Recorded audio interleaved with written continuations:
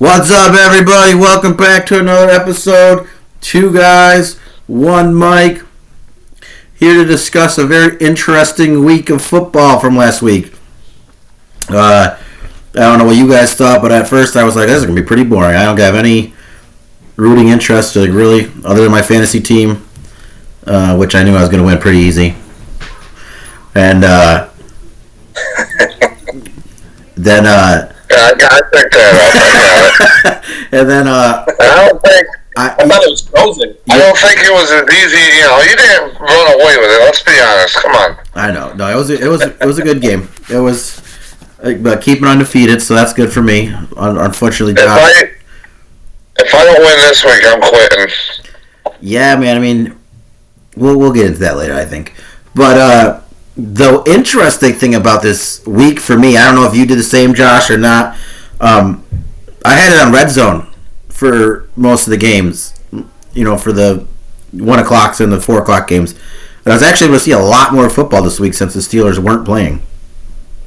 Yeah, I mean, I was interested in watching the 49ers. Don't get a lot of chances to watch them.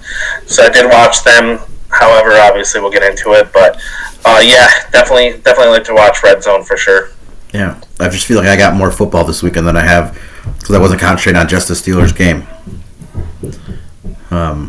But yeah, you fixate like on certain people, like Matt Canada, who's still on your team. Yep, he still is. It's like, don't bring it up. Right. You know how much editing I had to do last week? Yeah, so I can only imagine. But some interesting developments in the league. I feel like the lower, so to say, teams played really good against some of the upper teams. And then this is the week where there's a lot of injuries too, wasn't there? A lot of injuries this week. There was quite a few injuries. Yeah. So, where do you want to start, Mike? Your team still played. You want to start with the Cowboys? Yeah, I mean, it doesn't matter. We can start there. Yeah. So let's go. Let's talk about the Cowboys. The Monday night game against the Chargers. We'll let you kick it off, man. Tell us what you thought. Well, to be honest with you, you can edit some stuff out, but I didn't watch a lot of the game, man. Like, the Monday night games are tough. It's late. I work early. I fell asleep. I woke up towards the end, and luckily I saw a win, but I mean, that's the truth. I didn't see a lot of it. I watched the first quarter, and then I dozed, and then I woke up at the end when Tony Pollard caught a 60-yard pass. It was 10-10 when I woke up, and I finished it from there. But I thought, from what I did see, I guess, in the stats that I saw and the highlights, it was a nice little bounce back win for him after what happened the week before. I think Dak had a little bit better of a game, no turnovers. Defense came up big late, and luckily to get out of there with a win. Yeah, I think if a team's going to have a bounce back win or bounce back game, there are a few teams you want to see on your schedule for that. I feel like the Chargers are becoming one of those teams because they don't want to win.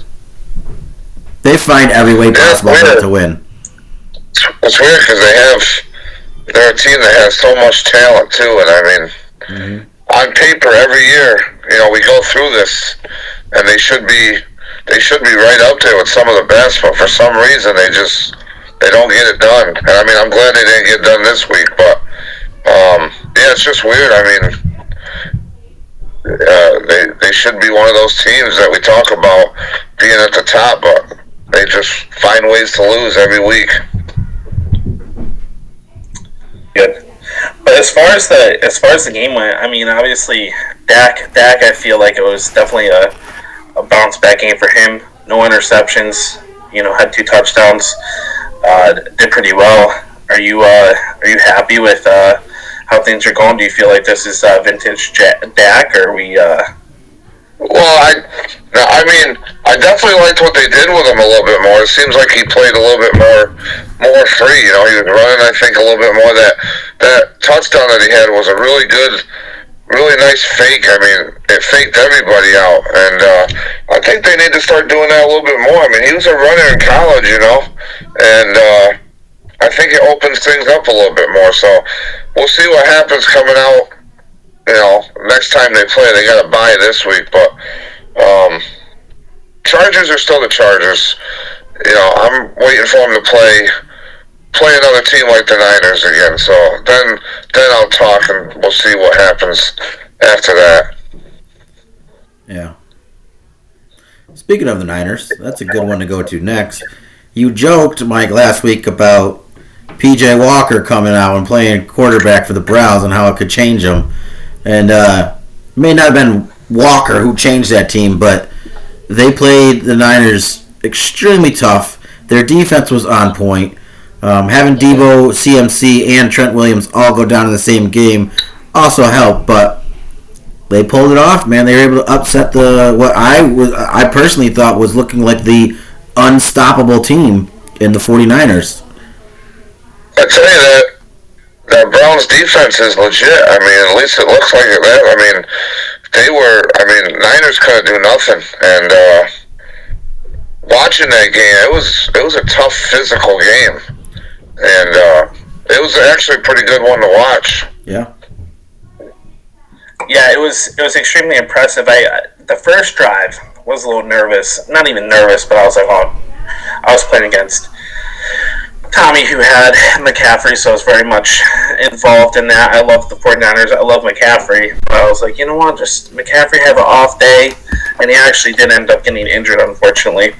And but at first, man, they came down and they scored, and I'm like, oh my God, this is going to be another kill. And I think at half it was 10-7, I'm pretty sure. And the Browns defense, it's definitely legit for sure. They were coming into this game, they were first in both defensive categories, and I think they stayed there after that game. They won this game in the second and third quarter. They held the Niners to only 3 points within the second and third quarter, and they scored 13 points because they scored 7 and 6. What's pretty scary about the Niners is I know they lost, but yeah, even through everything that the Niners went through, struggling, injuries, they still honestly should have won that game. They missed that field goal at the end. Yeah. So even through all that, the Niners still were in position to win that game. So I guess that tells you a lot about what type of team the Niners are, that they can overcome a bad day and still almost pull out the win. Yeah, I mean, they did have a chance. Rookie kicker, a lot of pressure on him. His whole family's in the stands to watch him play, and he pushed it, cooked it, or whatever he did, but he missed it, man. I felt bad for the guy. He had no missed field goals coming into the game, and then he missed how many? I think it was 2. He missed one in the first quarter and one in the fourth quarter. Yeah. So listen, it's part of the NFL and part of the game, and I think this week I feel like 3 games I can specifically talk about. Defense really showed up this week for sure, and it definitely was fun to watch defenses this week. Yeah. The other upset, I would say, like I said, a lot of these lower teams were playing great. Do we call it an upset, or do we call it a trap game? We call it an upset. I mean, I love it either way. I'm pretty sure there was at least 2 guys over here preaching trap game for the Eagles. But again, the defense of the Jets showed up and balled out against the Eagles. Could you imagine? I mean, if they still had Rodgers right now, Mike could be looking like a Nostradamus with his prediction of 13-3 or 14-3. That's what every day. They're 3-3. They can still do it. I'm telling you. They gotta win out, and I mean, if their defense keeps playing that way, I don't want to say there's a chance, but can I make a bold prediction here? Yeah. I think they might be better without Sauce. Really? I'm just kidding. No team's better without. I was actually surprised I was too. how well they played because both their starting corners were out, and I think their starting slot corner was out too. I think that at least their top 3 cornerbacks were all hurt and out before that game, Crazy. and they still came in. Yeah, they, great. Defense looked good, and Zach Wilson did enough. I mean, I don't think he had any turnovers, and he managed the game pretty well, and it was a big win. I mean, I love anytime the Eagles lose, so Yeah. makes my day. Yeah, it was. I mean, I felt like I had a lot of rooting interest in this game just because we picked the Jets. Oh yeah, you guys were 100% talking about this game throughout the game. And I mean, Erin's a Cowboys fan, and so she has a hatred for the Eagles too. So she was on board with cheering for the Jets, obviously. And then both kids decided that they wanted to go with the Jets that day too. So we were all like, you would have thought the Steelers were playing the way we were cheering for the Jets in here to make sure they beat the Eagles.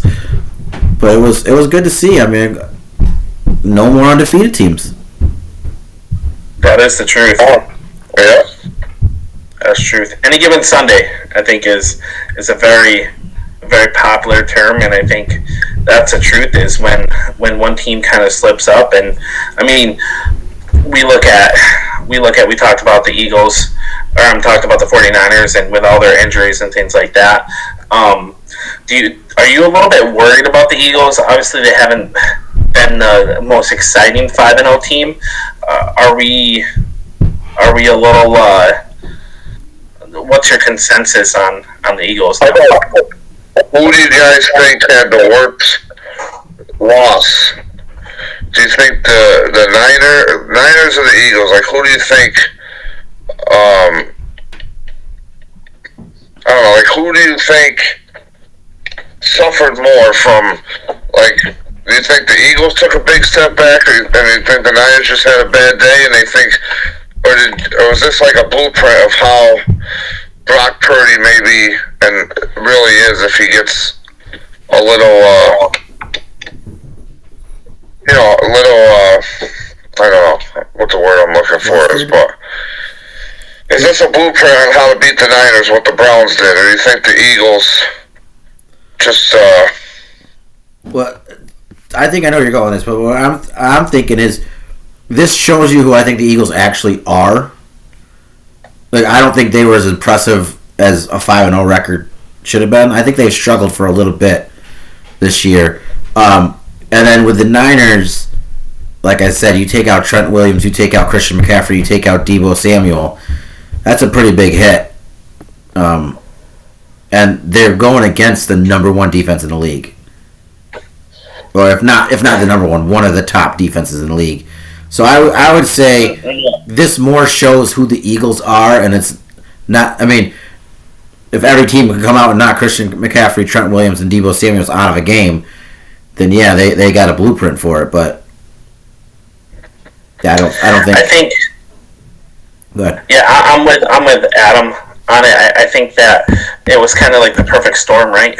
Where you're going against the best defense statistically in the league, and you have those injuries. I mean, you're not talking. Christian McCaffrey is a game-changing running back. Has made huge plays for this team. Obviously, a lot of their players have. Deebo, and obviously Trent Williams is probably the best left tackle in the league, and has been for the past couple years. I think the Eagles have definitely taken a step back, and I feel like this. Obviously, the Jets defense played well, and they are a good defense. It's not worrisome to where I feel like they're not going to be good, but I think it's like the reality comes back to they're a beatable team. okay? Yeah, I mean, honestly, that defense, though, I mean, on 11 carries, McCaffrey only had 43 yards. which is still good average. I mean, he's averaging 4 yards a carry, so that's good average. But the rest of the team, I mean, Mason had 27 yards. McLeod had 23 yards on a couple of end-arounds and stuff. Like, if you can shut down their run game, I guess in that aspect it could kind of give you a blueprint of how to beat the 49ers, is try to make them one-dimensional, but it's just a matter of actually being able to come out and do that. And again, the injury obviously helped with that, because now you're not trying to shut down CMC. Now you're shutting down Mason there, and it's a little easier. And then Purdy struggled. Mitchell coming back. Yeah, and he had -3 yards. He had 2 carries for -3 yards. Right. And then with the receiving aspect of it, Kittle was non-existent. No, he wasn't. He had 1 catch for 1 yard. Yep. Guess he was just playing Dallas. I guess so. I mean, and then even so, like the pressure they put on Purdy threw him off, because he had targeted Ayuk 10 times, and he's only able to complete 4 of them.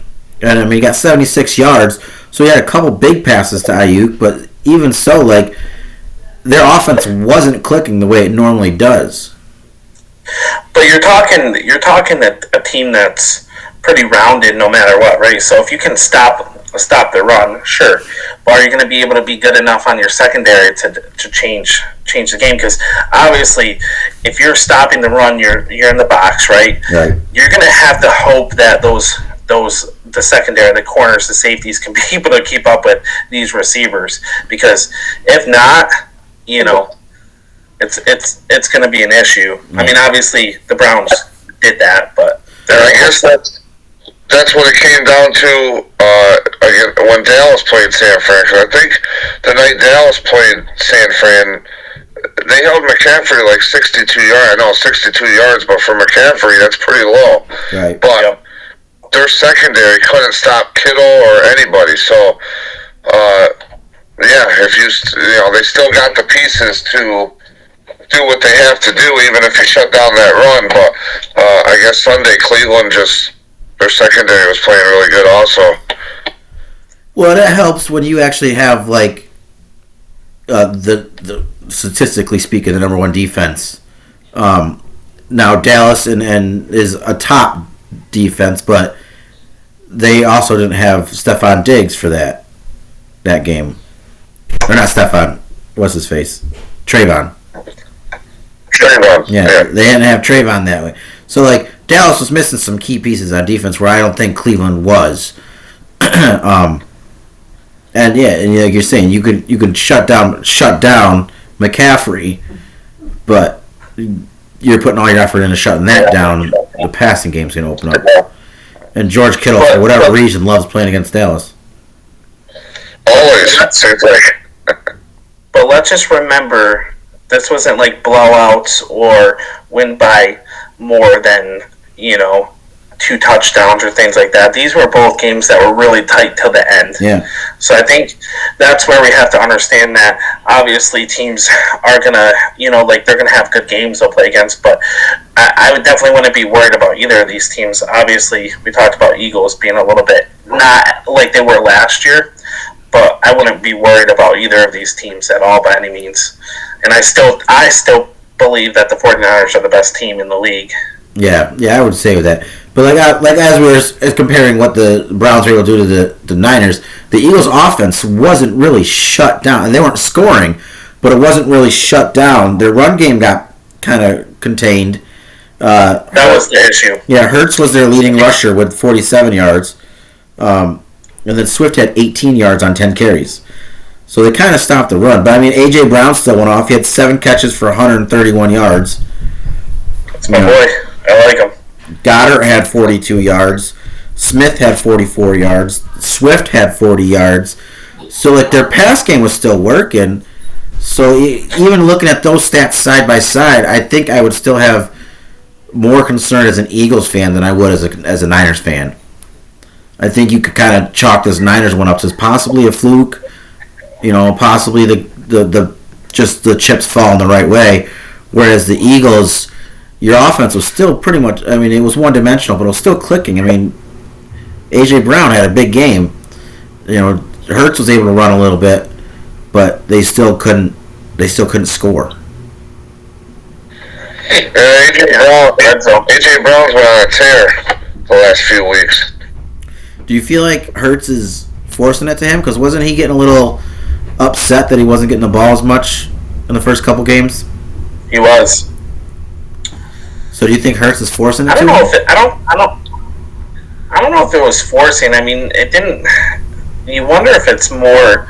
I mean, I feel like the success that the Eagles have been having lately has been the run game. I mean, Swift has looked good the past couple games, so I feel like they shut down that. And I'm not. I didn't watch a lot of this game. I watched a little bit of it, but I don't know if it was more red zone stuff where they just got denied in the red zone. Obviously, they moved the ball, right? So, Right. But I don't know. There's a couple big plays where Brown was going to be able to get a touchdown from it, and then there was just like a shoelace tackle or something like that that stopped it. Right. But Yeah, I mean, he might be forcing it though. Who knows? I mean, Devontae Smith wasn't really involved that much, right? no, he only had like 40 something odd yards receiving. I think Devontae Smith had a couple big drops too. Did he? Oh, did he? But I mean, I feel like Hurts got pressure. Oh well, the Eagles did have a pretty big injury in the beginning of the game. I don't know if he came back or not. I didn't notice, but Lane Johnson did get hurt in this game. Yeah, he didn't come back. I don't think he came back, and their edge rushers were able to put a lot of pressure on Hurts. So that could be another thing. Yeah, that could be another thing you could chalk up to the Eagles as why not to really be nervous. But like I said, I think going into this game, I was still even a little bit nervous for the Eagles because they weren't looking like the team they were last year. Can we talk about the biggest surprise that almost could have been a legendary win, a victory that didn't happen? Sure. Can we talk about it? Go ahead, bud. Go ahead, Paul. Now, I know everybody was like, there's no way the Bills are going to be able, or the Giants are going to be able to beat the Bills. However, this game turned out to be, 14-9? The score, I think the end score is 14-9. It was close, yeah. And the Giants had a chance to win it at the end with a controversial call that was 100% pass interference. What do you guys think? The one in the end zone? Yeah. That was not pass interference, my friend. So why do you not think so? Because, I mean, I don't know if you've watched anything on it, but I did a little bit of research on it. So here's the thing. It's gonna look like pass interference when you slow it down to frame by frame by frame and everything. But in real time, just watching it, he looked like he got a nice defensive play. I agree with you 100%.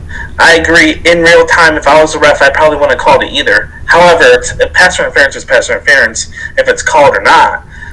It was a misplay. However, if I was the ref, I wouldn't have called it myself either because it didn't seem like enough to the point, but it was pass interference. Well, and if it really truly was pass interference, New York could have called in and said, "No, we need to take another look at this." The ref central. I don't know. Could you though? Yeah, they do it all the time. Are you sure? Yeah. They're always talking about it on the broadcast. They're like, "Well, this call came from New York. That they have to take another look at this." Yeah, but they do that with plays that like touchdown scores or things like that. I don't think you can do that when it's just a regular when there's a non-call. Didn't they switch it so you can do it for potential pass interference calls now too? I don't know. I mean, I'm just saying. I feel like the Giants had no chance. Nobody gave them a chance, and it looked. They played a hell of a game. It looked for a long time like the Giants were going to pull it off, but then in the fourth quarter, they slipped up, man. And all it takes is that one little slip. It's hard because, it seems like there's questionable calls in every game that we watch every week. So it's tough when you see a call, controversial call, possibly, obviously decide the game, but unfortunately it happens every week. Yeah. I said, I agree. I think it was the right call. I think how it ended up, I think it was the right decision. And if I was the ref, I would have 100% not called it, because from, like we talked about, Adam, from a slow motion look at it, from a replay, it definitely looked like there was more, that one hand, the grab, was interfered, because obviously he went up with one hand, and he wasn't able to get that second hand up there. But, and when he first ran by him, he did grab a little bit, which you could call that, but in that instance, that's you kind of let him play a little bit. You gotta play. Unless they're Kansas City. Unless they're Kansas City, then you're going to call it and let them get another crack at it. But we'll give credit to the Giants for sticking around. Nobody expected them to stick around, but, if the Giants had any sort of offense at all, they probably would have won that game, and it wouldn't even had to come down to that final play. Well, that brings me to my next question for you here with the Giants. Do you go back to Daniel Jones? Tyrod played decently for him. Yeah, I'd stick with Tyrod at least for another. Even if Jones is ready, they looked a little bit better with Tyrod, but I had to scramble every single play. He was running out of the pocket. Every single play, he was running out of the pocket. Daniel Jones does the same thing, but I don't know. They do need to address that offensive line more. Justin Pugh came in and played great, but he didn't. He should be retired. He's my age. He came right off the couch. Right off the couch. That's how he introduced himself. Justin Pugh, right off the couch. That was pretty awesome. And they had to move him around too. They had to move him around a little bit too. He started at guard, right, and then they had to move him to tackle, and he played well. And what does that say? What is that? He was a free agent. Oh no, who was he with though? Do you know? Arizona. Yeah, his last play for Arizona. But what does that say for the Giants' offensive line, that the guy straight off the couch comes in and plays two positions on your line, and he's your best lineman? It's bad. They got to address that. Hear me out. As a loyal Giants fan, a secondary Giants fan, right? I was talking to my mom about this because, I was like, what's your thoughts? Because she's a true bleeds blue. And one thing that we can say is that Saquon coming back was a huge help. Handing off the ball to the guy. The guy's a beast. He played well. For that offensive line to even do anything with it, he burst, 2 runs? I think there was, both were 20-some yard runs. He played well. Bringing him back, getting a couple offensive linemen. I think you bring back Daniel Jones, see how he does, and then go from there. You probably want to get Saquon involved a little bit more. He had 24 carries. He had 93 yards, right? So, he didn't have any touchdowns, though. What was his longest run? 34. 34 yards. Yep. But maybe try to get him involved in the pass game a little bit more. He only had 4 catches for 5 yards. So they need receivers, man. They do.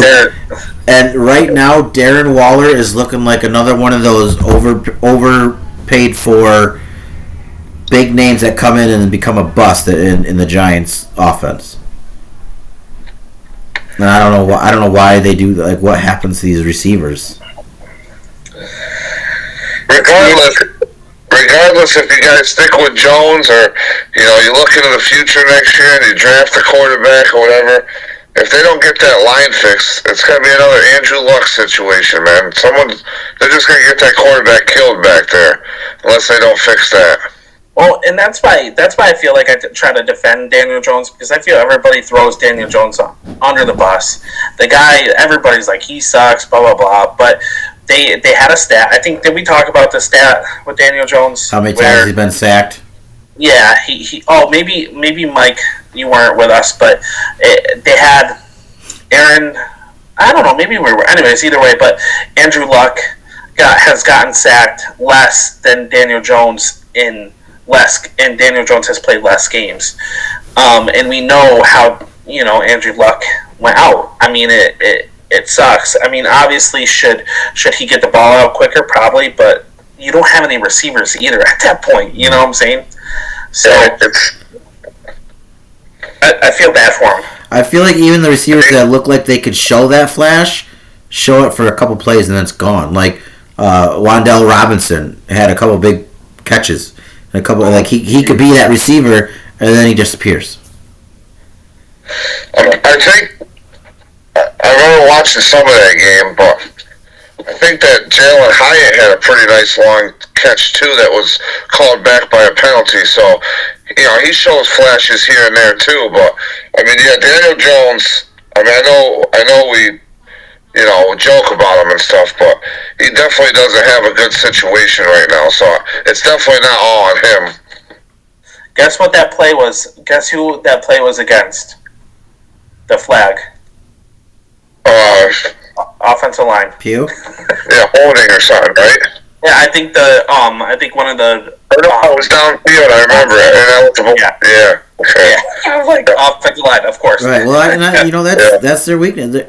But that's the Giants. I feel like this year, like when they do get that big splash play, that's the spark they need. It gets called back for a penalty. Yep. I don't know what's going on with those Giants.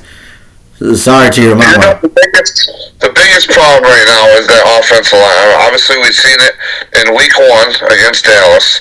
Then we've seen it a couple weeks later when they gave up 10 sacks to Seattle on that Monday night game. And then, obviously, the other night every week you've seen Daniel Jones scramble around for his life. Tyrod the other night was running for his life. So, obviously, that's the biggest problem, and I think that's where they need to start first, I think, and then they've had the past I think it's probably 3 years. They got Andrew Thomas, who's out. He's injured. He's actually pretty decent. At first, he's kind of a little rough. I was like, but he's injured right now. And then they got Neal from Alabama. I'm pretty sure. Mm-hmm. How's he been? I mean, how's he been personally? Decent or what? I haven't heard anything from him, so I'm guessing he's pretty bad. If he's out there, if he's not injured, he might be injured too. He might be. I mean, I don't know. Yeah. Actually, maybe, because I don't know if I remember seeing Neal the other night. He might have been hurt. Yeah.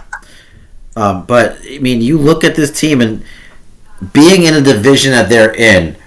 You would think an offensive line would be something you'd want to address. The Commanders' defense is pretty tough. The Eagles' defense is great.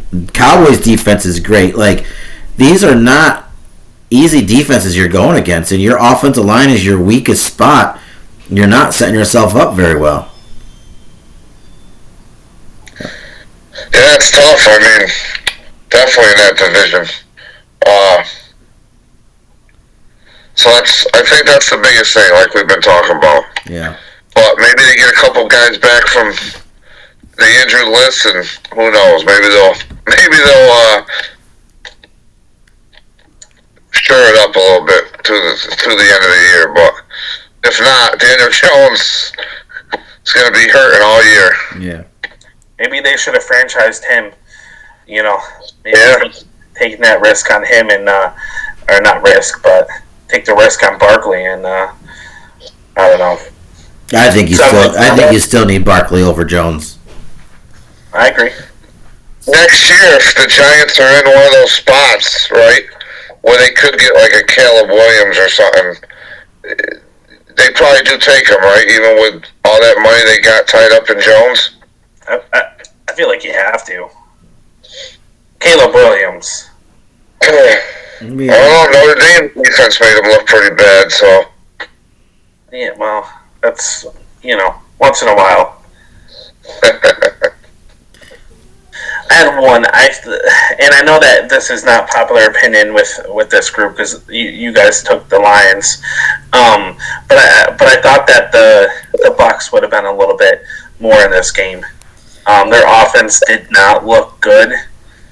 Watched a little bit of it. Lions look good, but I thought the Bucs could have came out. I had them winning, right? Yeah, so, you did. But I think it's interesting to know where they're at, like what their team is. I mean, they were 3-1, I think. So yeah, going into it, now they're 3-2. What I remember seeing on the broadcast and stuff, most of the nation was with you. They thought this was going to be a close game. And I think the Bucs are deceiving right now. They had some good games, but I think the Lions are right up there in the top of the NFC. And I think the Bucs are getting there. I think the Bucs have a chance to move up, but I don't think they're up to that upper level with the rest. Like the upper level of the NFC to me would be like the Lions, the Niners, the Eagles. Like those are the Cowboys. The Cowboys would be up there. Don't worry about it. But we like being the underdogs, all right? I wouldn't necessarily say you're underdogs as much as I know what's coming with you guys. It's the same thing every year. It's nice seeing the Lions doing what they're doing all there. I mean, they're our adopted team, man. It's good to watch right now. They're just an awesome story, man. I love Dan Campbell, Jared Goff getting another fresh start in Detroit now after he's kind of like, after they kind of wrote him off in LA, threw him aside for Matt Stafford. It's been such a long time for Detroit to have a team like this, and it's exciting to watch. Yeah, definitely. Any disappointments from this week? I guess that was my disappointment for your Bucs would be your disappointment. Okay. A little bit. I got you on that one. I mean, I feel like this week was kind of one of those things where it was kind of like a lot of surprise, a lot of disappointment in the games that we talked about. I mean, it definitely didn't seem like the natural week to be. I mean, we're going to get into our picks, but obviously I don't think any of us did that great with our picks this week. So, yeah. I guess for disappointment, I would say injuries was a little disappointing for me. Kind of took some players out of the game. Fields got hurt. McCaffrey got hurt. Debo got hurt. These guys, there were some big names that got hurt this week. Even if they're back, even if they're coming back the next game, it still sucks that they were knocked out of the game. But one of my bigger disappointments was actually just announced today with Anthony Richardson taking season-ending injury surgery for his injury. Josh, I know you were up on him from the draft and stuff, and I was starting to build up on him. Like we said last week, he was a spark, but he was like that spark for a campfire that just the wind kept blowing out. You just couldn't ever get going because of injuries, and now he's shut down for the rest of the year. It sucks to see a player, and especially his rookie season, to go through something like that. Obviously, you don't know for sure. Injuries are part of the game, but it really it's unfortunate when a player who's exciting like that comes in and you kind of want to watch it. I mean, I'm not a big Colts fan, but I want to watch it because of him. Right. Yeah, and Justin Fields going down didn't help the Bears' cause either. Yeah. Especially because he's been playing pretty well. Mm-hmm. Now, the NFL trade deadline's coming up pretty soon. Rumors are starting to fly. Are there any rumors involving either one of your guys' teams or any team in general that you've heard that has sparked your interest at all? I know the Packers are usually pretty quiet during trade deadlines. Have you heard anything, Josh? Has there been any interest? I haven't heard anything specifically for the Packers. They did have a little bit on receiver. I think they had Devontae coming back potentially with his slow start. I don't think it's happening. I don't think that's going to be a thing. One interesting thought I would have is, I don't know where he would go, but is Derrick Henry going to be on the move? Okay. That's one that would be interesting. A contender team, if he were to go to a team that needed him. I would love it. I'd love for him to go to a team that's going to be using him the way he should be used. I mean, he had a good game last week. Yeah. There have been a few teams that have floated some things around, and it sounds from the rumors I've been hearing that the Broncos are going to be sellers come trade deadline. And the one that's sparking my interest the most is because there has been a few rumors that Pittsburgh is possibly a destination, is Patrick Surtain. You think they're going to give up on him, though? No way. I think they need draft assets. No way. They need draft assets, and he's a big asset. Yeah, I don't know. I can see him getting rid of guys like Judy and Sutton, and I don't know about Surtain. There's rumors about them too. Judy, Sutton, Surtain. They already let go of Gregory. They already let go of Clark. Like, they're in full out rebuild, blow it up type of stuff. You're talking a number, probably top 3 cornerback, right, in the league. Yeah. I mean, that would be a big. You would have to have a ransom coming to them. Yeah, I don't think it'll happen with Pittsburgh. But there have been actually a couple other teams float around with Surtain's name, which would be very interesting. And then the other one I only heard it once, but it really sparked my interest, and I was like, ooh, I think I would really like that one. I think it was one of the Steelers beat writers doing a fantasy, I wish this would happen type of deal. Because the Steelers don't usually make big splashes like this, although Khan has started to do a little bit more trading. But is Chase Young on the move? And he would be a fit in Pittsburgh. I mean, that would be crazy for you guys. Right? Yeah, that'd be kind of scary. Chase on one end and Watt on the other. Right, and don't forget Highsmith's back there. I did hear something, the biggest thing for Pittsburgh. I heard Big Ben's coming back as their offensive coordinator. Okay. This guy. So that's kind of messed up. Be ready for that one. It's a rumor. I heard it, but but just be ready. All right. So I mean, there's lost a couple fans. There's going to be some interesting moves with the trade deadline coming up. One thing we didn't even mention is your man Josh, Mr. Julio Jones, just signed with the Eagles. Oh yeah, he did sign with the Eagles. I'm sorry, I don't find it to be anything more than sitting the bench and maybe trying to get a ring potentially. Well, I just find it interesting that he went to the Eagles, which is the team that he famously dropped the passes in the end zone for, or against in the playoffs. It's kind of full circle moment for him. We'll see. But I don't think it does anything. I didn't get that one because Julio's past obviously what he used to be, and I don't find the receiver room to be a area of weakness for the Eagles. So I don't know. It's kind of, I don't get that one a little bit, but maybe it works out for him.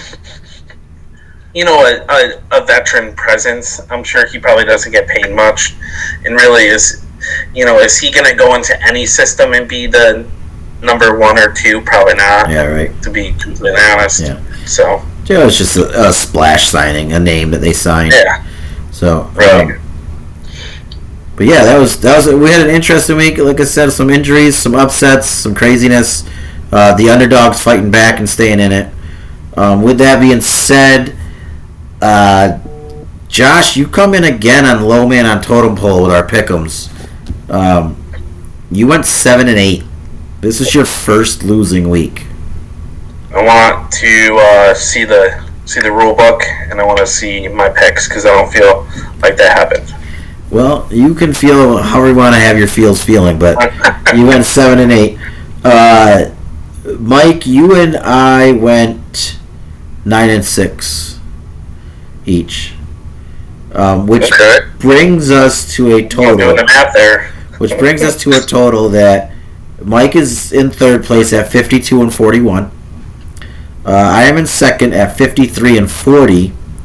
And Josh is still out in front of us by quite a bit at 61-32. So, well, he's coming down. We got it. We got some chipping away to do. He 2 weeks in a row with only 7 wins helps us out. So, he's coming. We got to keep some going. Risky plays this week. It might be not so risky. Okay, so we'll see.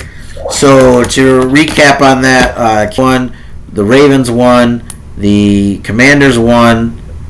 The Vikings won.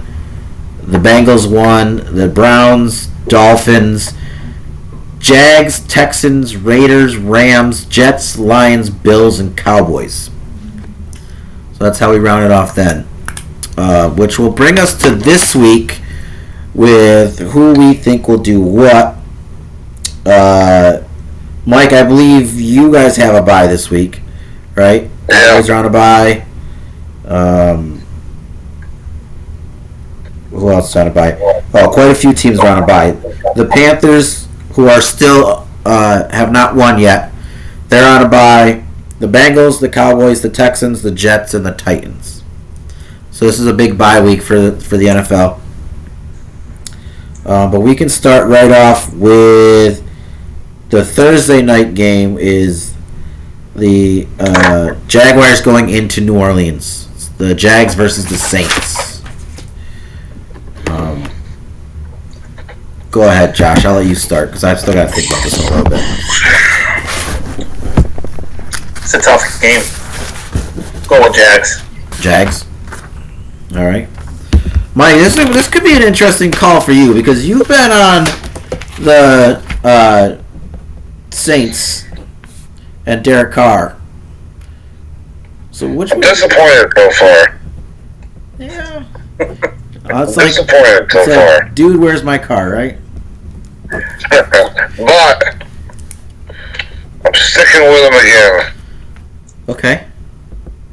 New Orleans. All right. This is gonna be an interesting game because which Jags team shows up, but I think I'm gonna go with the Jags on this one. I just don't think the Saints have it quite yet, but I think it'll be an interesting game, at least. I just want the Saints to win and Carter to have an awesome game. Is that too much to ask? I hope that for you. All right, so the next game is the Raiders going into Chicago, playing the Bears. Again, we talked about this. We got injuries on both sides with the quarterbacks. Fields is out. Jimmy G is out. Josh, what are you thinking? Where are you going on this one? Because of injuries to the Bears, I think the Raiders got it. Las Vegas. Yeah, I'm gonna go Vegas. Okay. We got our first clean sweep of the pick'ems because I just think the Raiders can put it together a little bit better than the Bears can right now. I think without Justin Fields, the Bears are absolutely nothing. So we'll see. The next game is actually a really interesting game.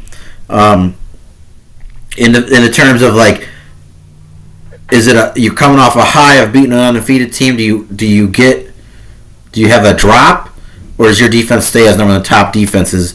And it's the Browns at 3-2 going into Indianapolis and playing the Colts at 3-3. Josh, where do you see the Browns-Colts game? I'm gonna run with the hype right now with the Browns defense. Is Watson back? Do we know if Watson's back this game? I don't think they've announced yet. Okay. Well, either way, I think Walker played good enough to be the decent quarterback. So, anyways, the Browns. I feel like the Browns are going to win it. I think surprisingly, after what we watched last week, I think the Browns defense surprisingly isn't going to look as good, but I think they're still going to be good enough. So I'm going to go with Cleveland myself. Okay. This one's tough for me. I mean, I want to go on the Browns train. I want to go on that hype. Their defense is good. I don't know. I feel like the Browns are that team that do something great and then they don't. And I feel like the Colts are the same way. Like who knows, I'm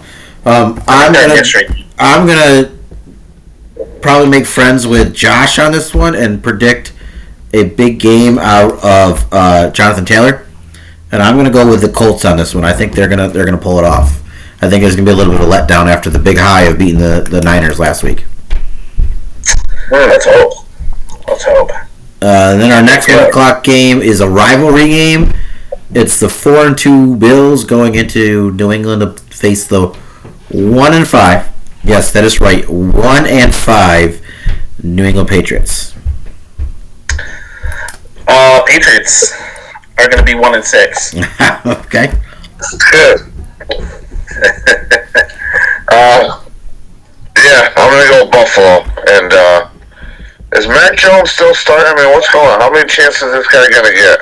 Well, now, that's an interesting thing you bring up because there's a lot of talk about Malik Cunningham coming in and taking over. He had a good preseason. He's a rookie. He had a good preseason. He spent the first few weeks, I think up until last week, he's been on their practice squad. But he was elevated to the 53-man roster last week. Zappy was hurt, I think, and somebody else was demoted. So there's a lot of chatter about that. Hoyer, I think, played for a little bit. Okay. I thought he was on the Raiders. I thought Hoyer was the Raiders guy that came in when Jimmy G got hurt.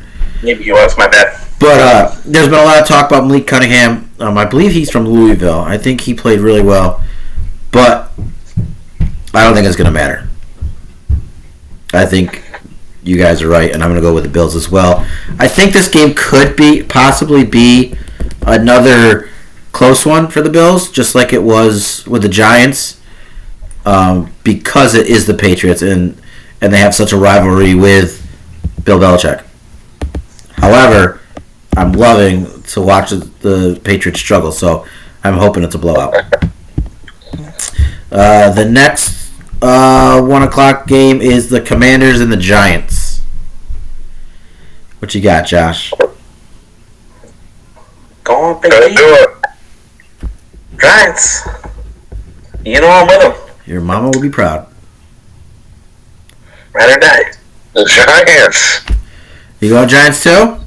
No, they're gonna lose. I'm going Washington. Sorry, Mama Karen. I love you still. I'm in the same boat with you, Mike. I'm gonna go Commanders.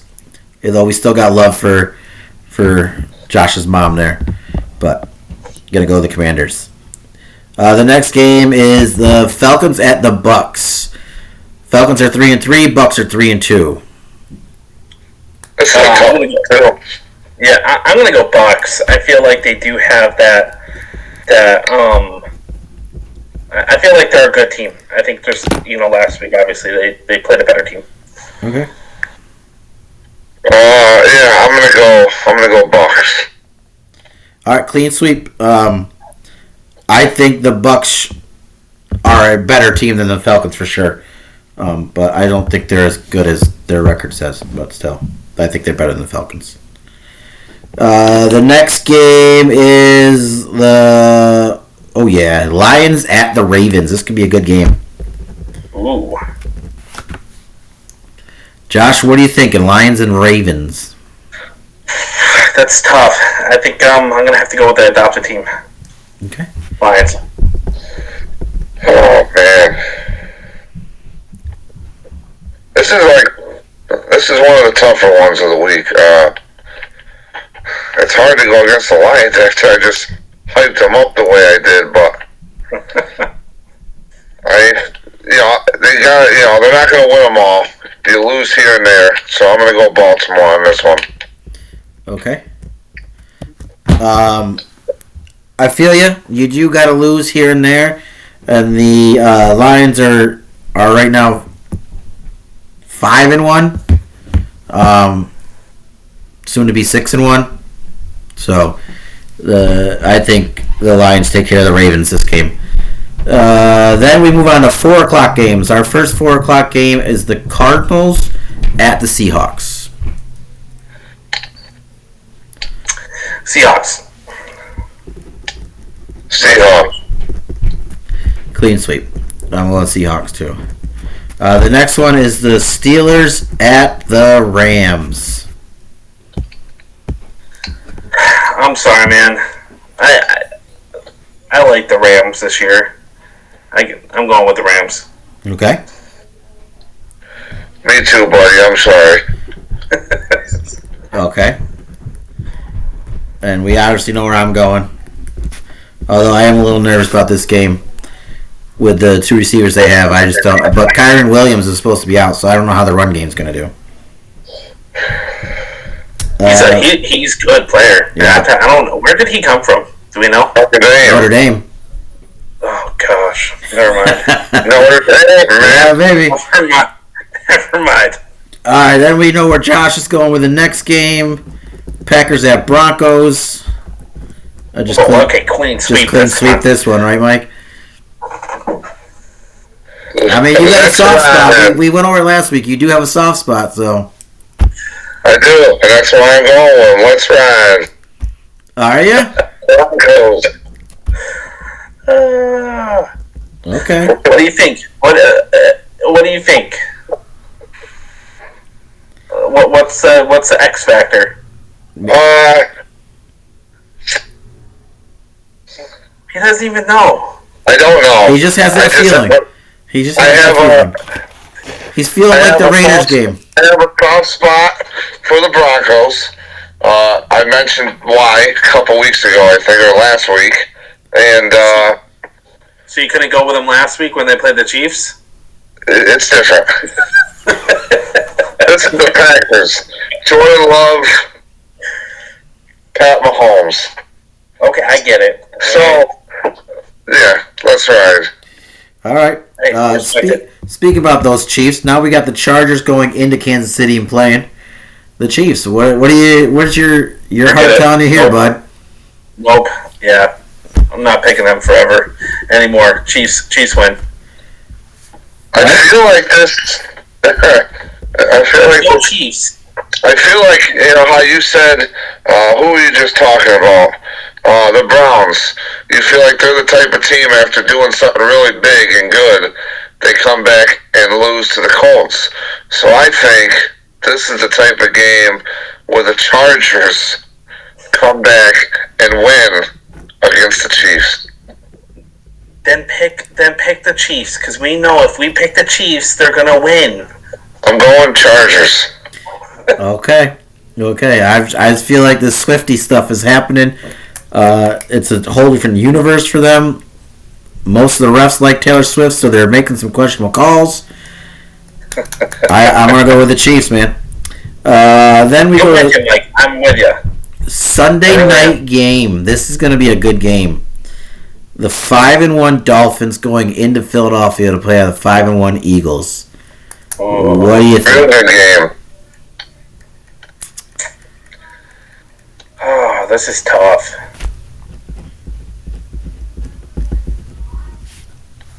I'm really struggling with this one. I'm going to go Eagles. Okay. I'm actually going Eagles myself. Okay. Then I'll do it, man. I'm going Dolphins. I know they struggled against a good team, the only really good team they played so far, but I feel like the Eagles aren't as good as they think they are, and they've been struggling this year, and I think it's going to be hard for them to keep up with the run and gun pace of the Dolphins. So I'm going to go with the Dolphins. Which then brings us to our Monday night game, the 49ers at the Vikings.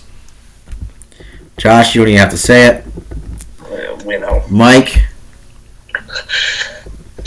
Yeah, 49ers. Caleb Williams is going to look good in purple and yellow, man. I'm going 49ers. I'm going 49ers as well. They're going to come back with a vengeance, and sorry, Vikings, you just happen to be there. So he might be the one. I know that they've talked about things about the trade deadline. He's not going anywhere, but if they were smart, I feel like they would rebuild, especially with Jefferson going down. Rebuild. Yeah. So bring him to the Jets. Get some capital. Hey, you know what? Rodgers might come back though. Yeah, well, you know what I'm saying? Let him come back. But let him play out now, you know? Yeah. All right, so another interesting week, another good one down in the books for us. Stay tuned. There have been some talks of some special guests possibly coming up soon. I actually, before it was brought up, had another idea of a different special guest I'll talk to you guys about later, who I think we should see if maybe one week they want to pop in and chat with us football. But again, one more week in the books. That's 2 guys. One mic. Let's go. Peace.